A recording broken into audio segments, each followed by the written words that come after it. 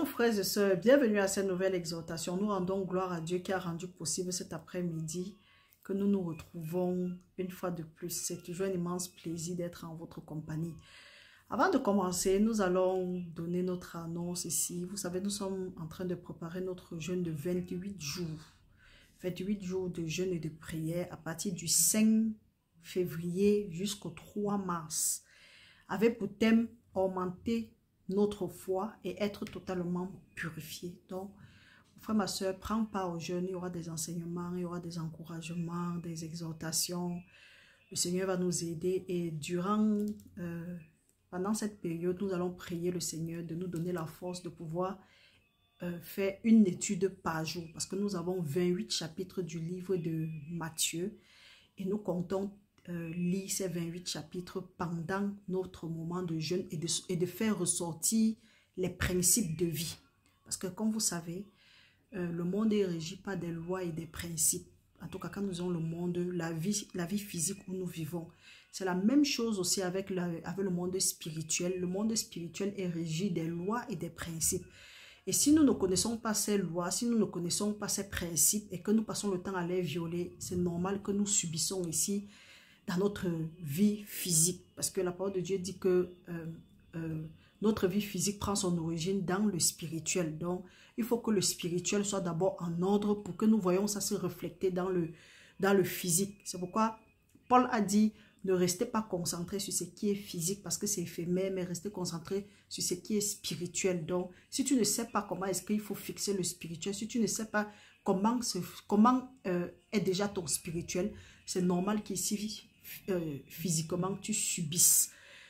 C'est pourquoi la parole de Dieu nous dit aussi dans Psaume 11.3 que quand les fondements sont renversés, le juste, que fera-t-il? Donc, si peut-être tu es ici, tu es juste et que tu es en train de combattre quelque chose que spirituellement c'est renversé ou bien ça n'existe même pas, c'est normal que tu sois en train de tourner en rond, d'être frustré, d'être stressé. Et il n'y a rien de plus mauvais de se sentir, je ne sais pas ce que je veux dire, malgré ses efforts, malgré tes efforts, tu te sens toujours frustré, stressé, tu ne connais pas la provenance de ton problème. Nous pouvons aussi lire dans Osée 4, 6, la parole de Dieu dit que mon peuple est détruit parce qu'il lui manque de la connaissance. Le Seigneur n'a pas dit un autre peuple, il parle bien de son peuple, donc ceux-là qui ont accepté le Seigneur Jésus-Christ comme leur Seigneur et leur Sauveur, dont le peuple d'Israël, la descendance de Abraham. Donc vous voyez, la parole de Dieu nous dit, quand il dit que mon peuple est détruit parce qu'il lui manque de la connaissance, plutôt dans Proverbe 11, 9, oui je crois bien, la parole de Dieu nous dit que le juste est délivré parce qu'il a de la connaissance. Jésus-Christ nous a dit dans Romains que vous connaîtrez la vérité et la vérité vous affranchira. Donc la seule chose qui peut délivrer quelqu'un, la seule chose qui peut nous délivrer, mon frère, ma soeur, c'est la vérité, c'est la connaissance de la parole. Et si la connaissance de la parole et la révélation de cette parole-là, parce que si nous ne connaissons pas, nous allons tourner en rond, nous allons être bloqués sur certaines choses dans nos vies sans connaître la provenance de nos challenges. La parole, c'est pourquoi nous devons demander, la parole de Dieu nous dit dans Psaume 119, verset 130, que la révélation de la parole de Dieu est claire et il donne de l'intelligence aux simples. Donc, ce que nous devons demander en cette fin de temps, nous devons beaucoup demander la révélation. Demander le discernement et demander la révélation. Parce que si nous n'avons pas la révélation, nous allons lire ce livre comme un livre de contes. Donc, mon frère, ma soeur, notons la date de notre jeûne et prière. En principe, le jeûne doit commencer de 6h à 18h, mais chacun doit faire comme il est conduit par le Saint-Esprit. Officiellement, c'est de 6h à 18h. Donc, à partir de 6h, nous ne mangeons plus rien. Ceux qui ne peuvent pas, vous pouvez consommer du liquide jusqu'à 18h. Ceux qui disent peut-être que je suis seulement à mesure de jeûner de 6h à 12h, de 6h à 15h, de 6h à 10h, ainsi de suite. Faites comme vous êtes poussé par le Saint-Esprit. C'est pas, en tout cas, la parole de Dieu nous dit qu'il nous a délivrés, donc nous ne devons pas entrer dans un nouveau joug. Mais l'essentiel est de prendre un temps pour se consacrer au Seigneur. Et il y aura des enseignements. S'il vous plaît, écoutez ne serait-ce que des enseignements et le Seigneur va se révéler. Parce que vous savez, on dit souvent qu'on va augmenter la foi. Seigneur, augmente-nous la foi. Je veux que ma foi soit édifiée. ensemble, nous allons faire ça. Ce n'est pas difficile. Mon frère, ma soeur, aujourd'hui, nous allons parler d'un principe de vie. La parole de Dieu nous dit que, bon, pas la parole de Dieu, nous savons que le monde est régi par des principes, pas des lois et des principes. Donc, nous allons lire quelques portions des Écritures et ensemble, nous allons discuter. Nous allons nous référer aujourd'hui à l'Écriture dans Matthieu. Nous allons aller dans Matthieu 5, de 21 à 26 et nous allons lire ensemble, frères et sœurs. Parce que, avant de continuer, nous savons que, vous savez, peut-être tu rencontres certains challenges, peut-être tu rencontres les frustrations, les retards, les blocages. Tes prières ne sont pas répondues. Tu te demandes pourquoi, Seigneur, pourtant j'ai fait telle autre, j'ai fait telle chose, j'ai fait ceci, j'ai fait cela. La parole de Dieu dit que Dieu ne regarde pas à l'apparence, Dieu regarde au cœur. Donc, apparemment, tu peux sembler pieux, pieuse, mais Dieu ne regarde pas ça. Dieu regarde quel est l'état de ton cœur. C'est pourquoi la parole de Dieu dit que gardons notre cœur plus que toute autre chose parce que c'est d'elle que viennent les sources de vie. Et quand Dieu dit ça, c'est parce qu'il regarde notre... En tout cas, il dit que pour que nous gardons bien notre cœur, parce que quand nous avons les bons sentiments, quand notre cœur est bien, nous posons les actes, nous posons les bonnes actions. C'est pourquoi Jésus-Christ, quelque part, a eu à blâmer les pharisiens. Il a dit que que les pharisiens étaient des sépulcres blanchis. Au dehors, ils présentent, mais dedans, ils sont foutus. Nous ne devrons pas être comme ça. Donc, si peut-être tu rencontres des retards, des frustrations et autres, il faut savoir que peut-être quelque chose n'a pas marché quelque part. Donc, c'est à toi maintenant de demander au Saint-Esprit de te sonder et de regarder. Comme David a dit, que Seigneur, sonde-moi et pardonne-moi les péchés que j'ignore. Mais si nous sommes sincères et que nous allons vraiment au Seigneur, le Seigneur va nous montrer où il y a problème. Et vous savez, Dieu ne ment pas. Il a dit dans sa parole dans Psaume 7, que demandez et ça vous sera donné, cherchez et vous allez trouver, frappez et on vous ouvrira. Quand nous allons finir cette étude, d'aujourd'hui, frères et sœurs, prenez le temps de vous asseoir et de vous poser des bonnes questions, des questions sensées. Parce que voici l'année 2024, il est hors de question que nous continuions à subir ce que nous avons subi dans les années passées. Maintenant, si nous sommes en train d'entrer dans une nouvelle ère, nous sommes entrés dans une nouvelle année et on appelait, et le Seigneur appelle ça année de grâce. Donc toutes les années sont les années de grâce. Mais il ne faut pas que nous ratons notre année de grâce. Parce que nous avons peut-être le mépris envers des gens, nous regardons les gens du bas, ainsi de suite. Non, nous devons oublier ça. Lisons au nom du Seigneur. La parole de Dieu nous dit, nous allons lire dans Matthieu 5 à partir du verset 21, nous allons nous arrêter à 26. La parole de Dieu dit, vous avez entendu qu'il a été dit aux anciens, tu ne tueras point.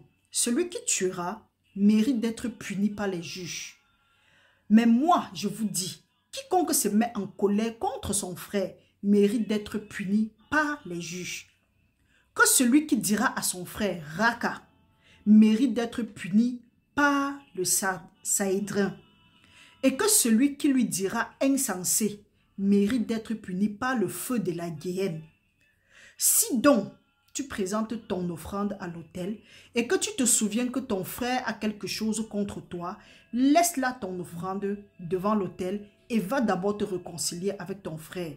Puis, viens présenter ton offrande. Accorde-toi promptement avec ton adversaire pendant que tu es en chemin avec lui, de peur qu'il ne te livre au juge, que le juge ne te livre à l'officier de justice et que tu ne sois mis en prison. Je te le dis en vérité, tu ne sortiras pas de là que tu n'aies payé le dernier quadrant. Ça, c'est le moment où tu dois dire que Seigneur, en ce moment, je te demande pardon. J'ai des gens dans mon cœur que je n'arrive pas à pardonner. De moi-même, je ne peux pas. Je te demande, ô Père éternel, de me pardonner les péchés que j'ignore et que toutefois où j'ai prononcé, j'ai méprisé des gens, j'ai appelé des gens raka, j'ai appelé des gens insensés. Papa, je te demande de me pardonner. Pardonne mon frère, pardonne ma soeur. Père, nous te pardonnons au nom puissant de Jésus-Christ et que tout ce que nous avons perdu parce que nous avons tenu un langage méprisant ou bien nous avons eu des regards méprisants envers les autres, nous te demandons, Seigneur, de nous purifier de ces iniquités et de nous réaligner à nos fondements à partir de maintenant. Père éternel, brise-nous Donne-nous un cœur nouveau. Enlève ce cœur de pierre et de rébellion et donne-nous un cœur de chair à partir de maintenant au nom puissant de Jésus-Christ. Mon frère, ma soeur, vous avez compris, non? La parole de Dieu dit carrément que nous savons que nous avons la langue légère pour insulter des gens. J'ai dit moi en premier, je connais insulter quelqu'un.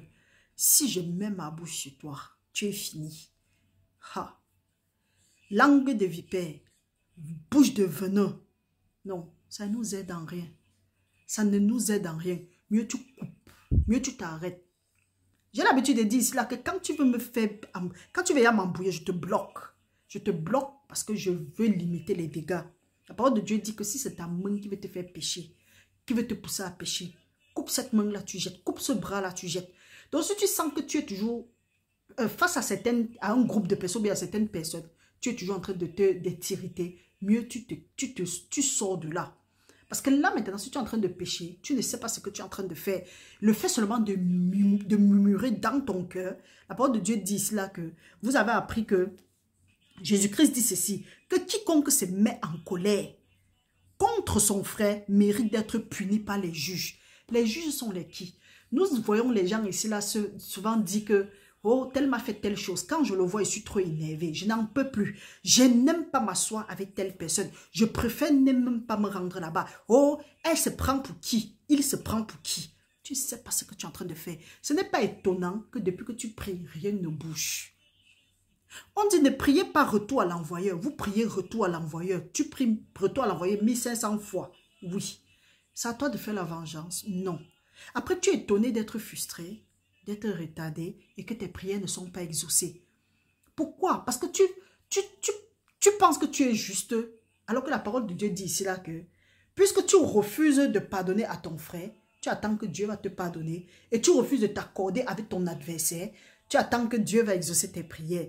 Or, on va te livrer au juge. Le juge va te livrer à tout. Donc, le juge va te livrer et tu vas payer jusqu'au dernier quadrant. Tu sais ce que ça veut dire? Nous savons ce que ça veut dire. Ça veut dire que nous sommes livrés nous-mêmes à l'esprit de tourment.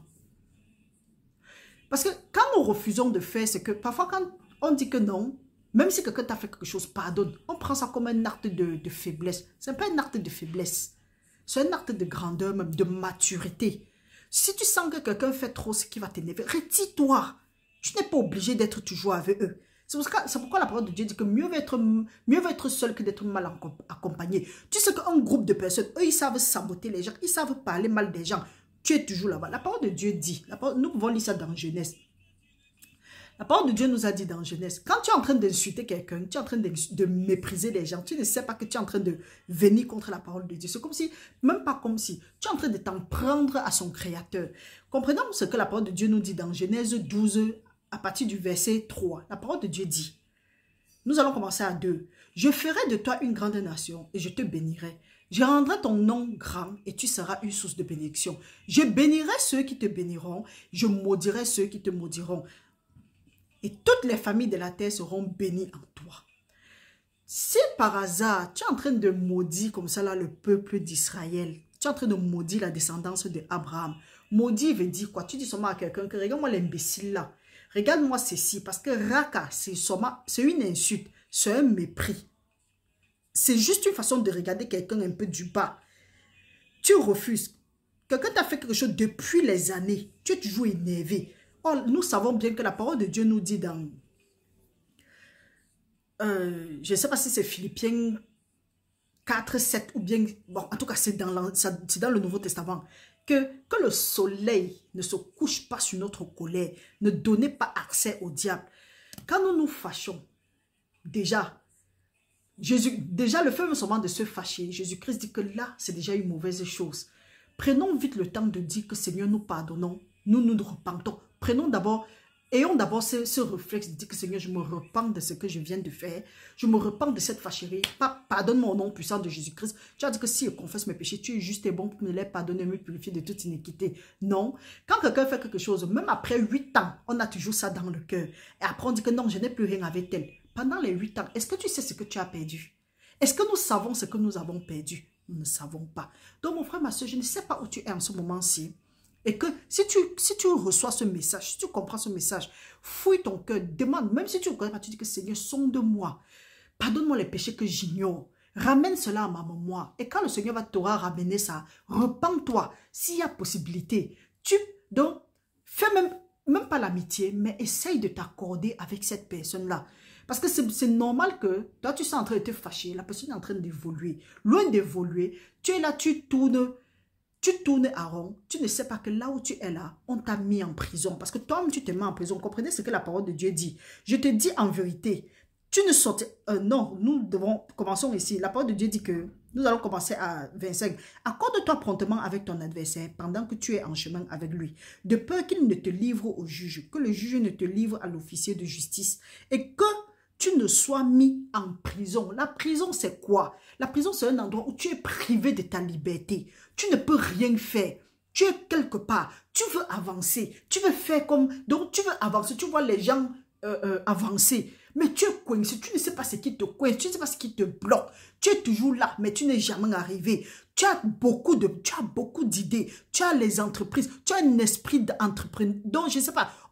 un esprit d'entreprise, mais tu ne peux rien faire. Tu es limité à un certain niveau. Tu attrapes ici, tu laisses. Tu attrapes là-bas, tu laisses. Pourtant, au-dedans de toi, tu as envie de faire ça. Mon frère, ma soeur, pose-toi la question à savoir si tu n'es pas en prison. Parce que la plus pire des prisons, c'est quand physiquement tu es libre, mais tu ne sais pas que spirituellement tu es emprisonné. Et la plus pire des prisons d'incarcération, c'est quand c'est spirituel, quand tu ne t'en rends même pas compte. Donc, commence maintenant à dire avec moi que Seigneur, je te demande pardon, que tout ce que j'ai commis, que quelle que soit la prison dans laquelle je me trouve en ce moment, quel que soit ce que j'ai fait, ta parole dit celui-là qui avoue ses péchés, les délaisse, obtient miséricorde. Papa, j'ai besoin de ta miséricorde maintenant au nom de Jésus-Christ. Père, accorde-moi ta miséricorde. Accorde ta miséricorde à mon frère, à ma soeur, au Père éternel. Seigneur, nous te demandons pardon parce que ta parole dit que nous sommes détruits à cause de notre ignorance. Je renonce à l'esprit d'ignorance. Je renonce à l'esprit de mépris. Je renonce à l'esprit des insultes. Je renonce à l'esprit d'orgueil à partir de maintenant. Et je me soumets à ta parole. Je décide à partir de maintenant de résister au diable qui se loin de moi à partir de maintenant au nom de Jésus-Christ. Commence à prier comme ça là. Tu vas voir comment l'année 2024, les choses vont aller vent. Parce que peut-être tu es là, tu as tout fait. Mais tu vois, tu es toujours en prison. Tu es toujours en prison. Ça, c'est pour celui qui ne sait même pas là où il est, mais qui a une langue. Parce que vous savez, notre ennemi, le diable rôde comme un lion rugissant, cherchant qui est-ce qu'il va dévorer. Il sait que en te bloquant certaines opportunités, ça va te rendre aigri, ça va t'énerver. Tu vas regarder les gens qui sont en train d'évoluer, la jalousie va monter, tu seras énervé dans ton cœur. Oh, il sait qu'en t'énervant comme ça, là, tu es en train de briser la parole de Dieu. C'est pourquoi le Seigneur nous demande, réjouissez-vous avec ceux qui se réjouissent. Quelqu'un a un bonheur, pourquoi tu ne te réjouis pas avec la personne? Après, tu cours, tu vas prier, tu veux que Dieu te bénisse. La parole de Dieu nous dit dans Proverbe, je crois que c'est dans Proverbe 25, oui, Proverbe 28, 9, que si quelqu'un te tourne l'oreille pour ne pas écouter la loi, sa prière même passe pour une malédiction. Tu es là, tu ne fais qu'emmagasiner la malédiction sur ta tête. Pourquoi? Parce que tu refuses de pardonner aux gens. Tu refuses d'écouter ce que Dieu dit. Tu refuses d'aimer ton prochain comme toi-même. Tu refuses de te réjouir avec les autres. Tu refuses. Tu dis que tu n'en as rien à foutre. Mon frère, Dieu regarde au cœur. Les gens vont écouter, les gens vont comprendre. Pour eux, ils vont dire que oui, c'est vrai, elle n'en a rien à faire. Mais Dieu regarde dans ton cœur. Tu ne dis pas ça avec ton cœur. Ton cœur est loin, ton cœur est aigri. Faisons très attention aux actes que nous posons. La parole de Dieu dit que la méchanceté du méchant va lui retomber sur la tête. Ne continuons pas à ramasser le charbon qui devait plutôt aller sur la tête de nos ennemis. On met sur nos têtes. Que les méchancetés que nous sommes en train de produire, au nom de Jésus-Christ, que ce soit annulé à partir de maintenant, au nom puissant de Jésus-Christ. Donc, mon frère, ma soeur, continuons. La parole de Dieu nous dit, nous pouvons encore aller lire. Et ce qui est curieux, c'est que souvent, nous posons ces actions bizarres. Après, nous venons, nous prions. Arrêtons le théâtre. Arrêtons le théâtre. Tu as la foi, tu pries bien, tu fais des sacrifices, tu fais ceci, cela, mais tu ne fais pas ce que Dieu veut. Tu es en train de courir dans le sang. Allons dans 1 Samuel 15, de 22 à 23. La parole de Dieu nous dit, « L'Éternel trouve-t-il du plaisir dans les holocaustes et les sacrifices comme dans l'obéissance à la voix de l'Éternel? Voici, l'obéissance vaut mieux que les sacrifices et l'observation de sa parole vaut mieux que la graisse des béliers. » Ça ne sert à rien.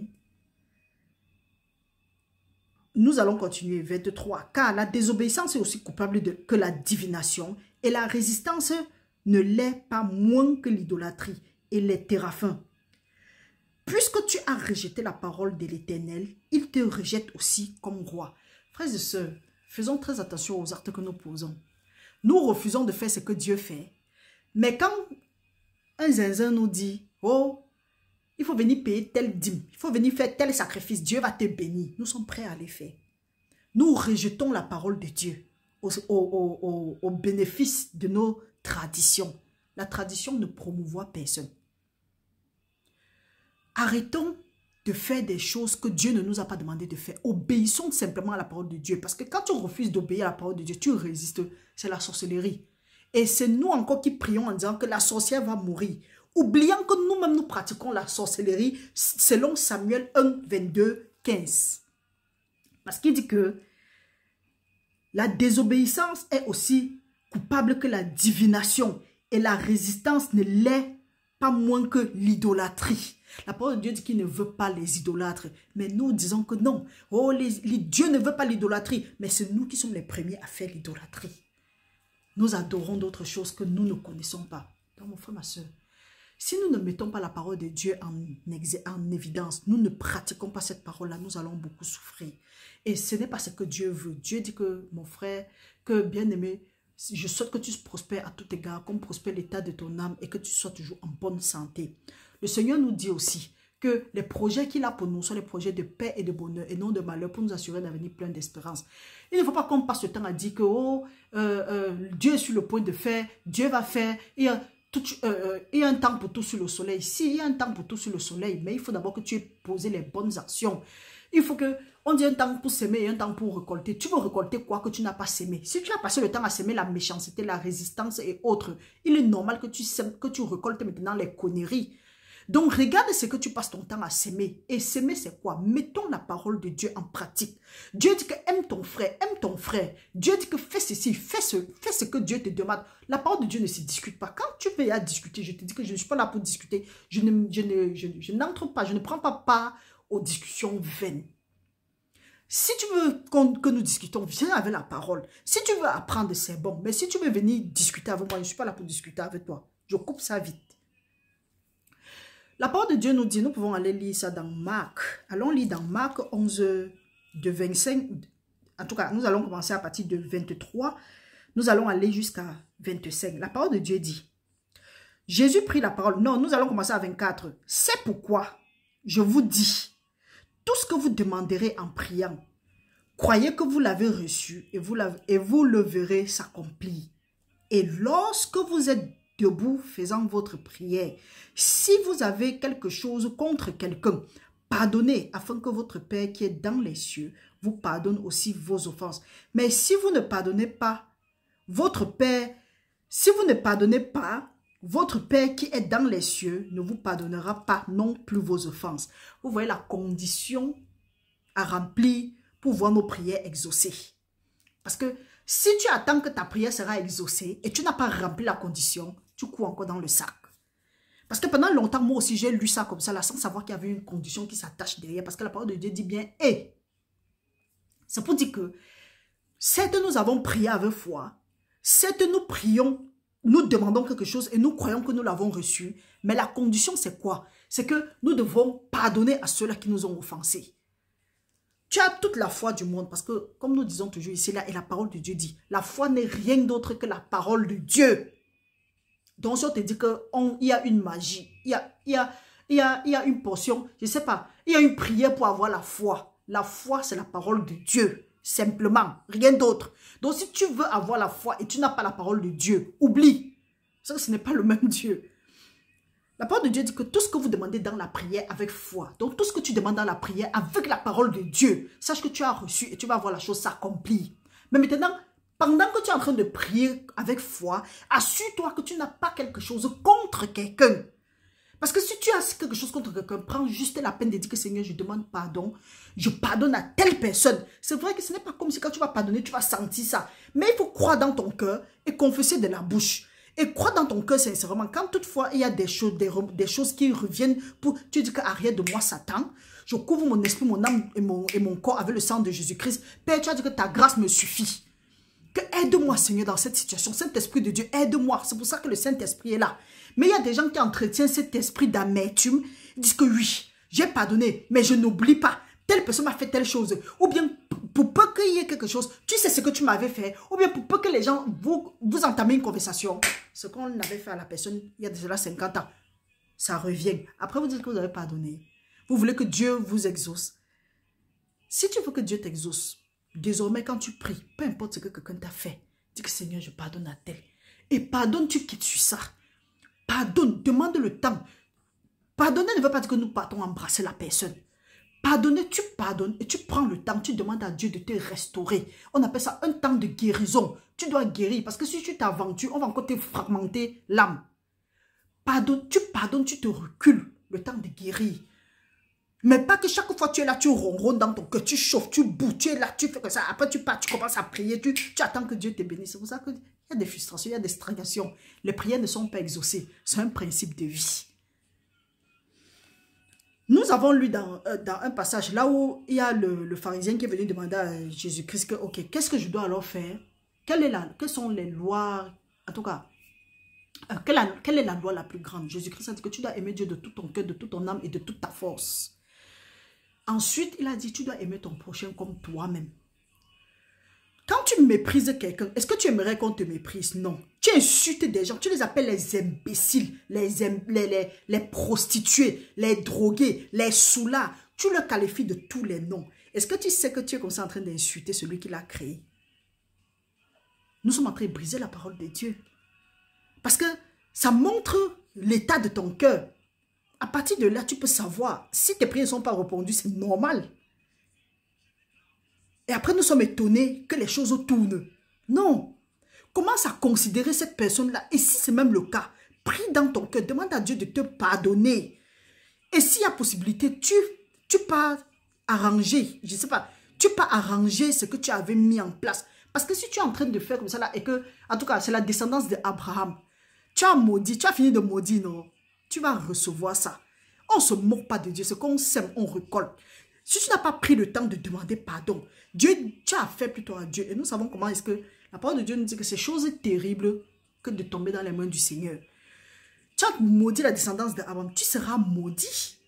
Donc ce n'est même pas étonnant que l'ignorance soit détruite de nos vies au nom puissant de Jésus-Christ. Que l'esprit de connaissance soit notre portion à partir de maintenant. Donc, continuons à lire. Allons dans Jacques 2. Nous allons lire un passage dans Jacques 2, du verset 8 au verset 13. Lisons au nom du Seigneur. La parole de Dieu nous dit: si vous accomplissez la loi royale selon l'écriture, tu aimeras ton prochain comme toi-même. Vous faites bien. Mais si vous faites acception de personne, vous commettez un péché. Vous êtes condamnés par la loi comme des transgresseurs.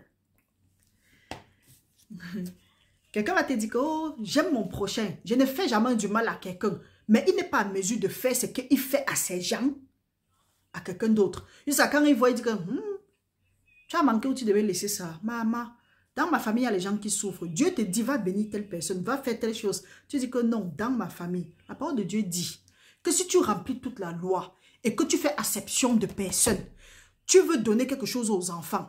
Tu tires pour toi. Tu dis que non, c'est ici que ça doit être beaucoup. Là-bas, prenez les déchets. Vous êtes seulement en train de... Donc, le péché que tu es en train de commettre là, tu es en train de prendre ça seulement là. Dieu prend ça seulement à créer. Il va te remettre ça. Ceux-mêmes qui partent pratiquer sur les autres, ils ne veulent pas que les hommes se marient. Ils ne veulent pas que la femme là s'entende avec son mari. Il ou elle ne veut pas que l'homme là épouse telle personne. Tu ne veux pas que telle femme ait des enfants. Tu ne veux pas que la fille de telle ait des enfants, que la fille de telle se marie. Tu ne veux rien. Que le garçon là même émerge. Tu ne veux... Donc tout pour toi, rien pour les autres. Tu vas lire l'heure arrive. On ne se moque pas de Dieu. Ce qu'on sème, on récolte. La vie est régie par des principes et des lois. Fais acception de personne. Dieu dit qu'il ne fait point d'acception de personne. Donc, Devant Dieu, personne n'est plus grand que l'autre. Pourquoi est-ce que devant nous aussi, nous allons faire la même chose? Quand je suis tombée sur cette écriture, j'ai commencé à me repentir. Donc, faites pareil. Faites pareil, parce qu'il y a des gens... Je refuse de raconter l'histoire ici. Il faut qu'on nous mente. Il ne faut plus qu'on vous trompe. Tu ne peux pas être là, tu dis que non, j'aime tout le monde, ou bien je fais telle chose, mais dès qu'il y a ce qui t'avantage, tu prends, tu mets de ton côté. Les autres, hey, allez, foutez le camp. Après, tu viens, c'est toi qui es là, tu pries, tu secoues la tête, tu récites des... Hey, on ne se moque pas de Dieu, c'est qu'un homme sème, il va récolter. Donc, mon frère, ma soeur, faisons très attention. Je prie, regardez, à cause du temps, je viens toujours, je donne en gros. Pendant le jeûne et la prière, nous allons lire Matthieu, nous allons prendre le temps de décortiquer. Même si les 28 jours ne suffisent pas, on va prendre le temps de décortiquer. Ce sont des principes de vie. Donc ne lisons pas la Bible seulement comme ça, que nous quittons sur ça. Ce que nous lisons, nous devons appliquer ça dans nos vies. La parole de Dieu dit que si nous faisons acception de personnes, nous devenons des transgresseurs. Et transgresseur veut dire quoi? Celui-là qui abonde en péché. La parole de Dieu dit que celui-là qui avoue ses transgressions et les délaisse, obtient miséricorde. Donc nous sommes à mesure aujourd'hui de recevoir la miséricorde en disant souvent, Seigneur, pardonne-moi ces péchés. Parce qu'à force de transgresser jusqu'à ça devient une habitude et on ne connaît pas. Regarde, est-ce que quand tu regardes là, tu aimes certaines personnes plus que d'autres? Il y a beaucoup de choses. Par exemple, je refuse de dire, laissons, continuons. La parole de Dieu nous dit, allons maintenant dans Romains. Nous allons lire un passage dans Romains.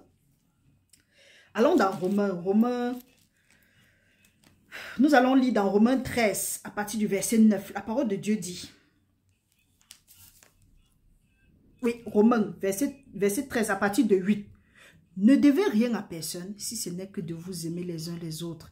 Car celui qui aime les autres a accompli la loi. En effet, les